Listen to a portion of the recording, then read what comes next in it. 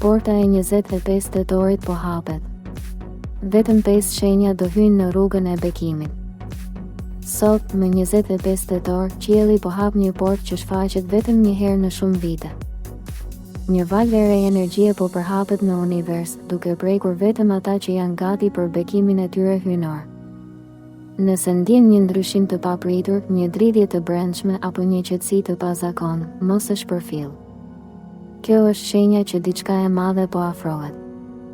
5 shenja janë zgjedhur sot për të kaluar këtë portë dritë, fuqi, kufati, dashuria dhe parat fillojnë të marrin formë të re. Universi po i udhëheq drejt shpërblimit që kanë pritur gjatë. Demi, energjia e sotme po e lëviz botën tënde të brendshme. Në punë mund të ndodhë një takim ose mesazh që do të ndryshojë drejtimin e karrierës. Nuk është rastësi, është universi që po të thotë se je gati për më shumë. Në dashuri, një lidhje që kishte ngrirë po fillon të ngrohet sërish dhe dikush mund të të afrohet me ndjenjë të sinqertë. Në aspektin financiar do të ndjesh lehtësim të papritur, si nëse dikush ose diçka të hap një derë. Porta e 25 tetorit është për ty një ftesë për të hequr frikën dhe për të hyrë në rrugën e dritës. Mos u kthe prapa, çdo hap që bën sot është bekim. Luani, universi të ka vënë në qendër të dritës. Sot ndjen energji të forta, por edhe tension.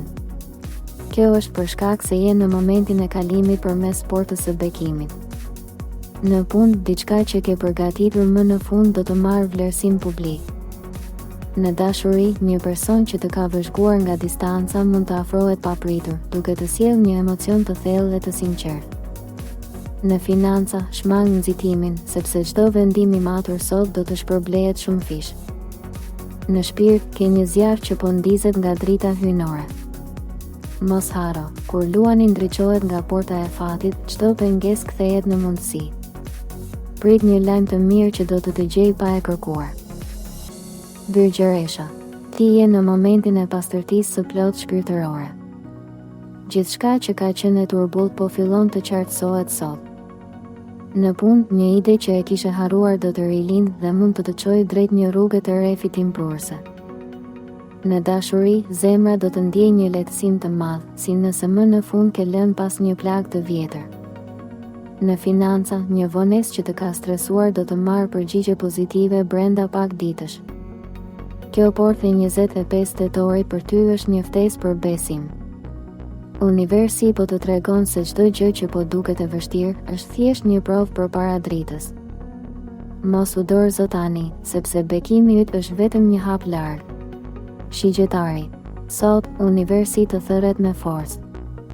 Nëse ndjen nevojën për të ndryshuar diçka thellë në jetën tënde, kjo është dita për ta bërë.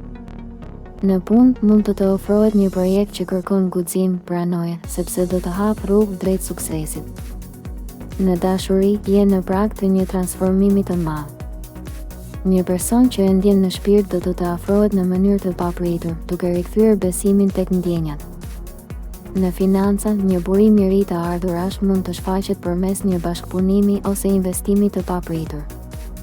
Mos haro, kur shigjetari udhëhiqet nga drita, asnjë pengesë nuk e ndal. Sot, porta e bekimit po hapet për ty, dhe vetëm guximi yt mund të kalojë përmes saj. Peshqit, universi po të përqafon me një ndjesi paqeje dhe magjie.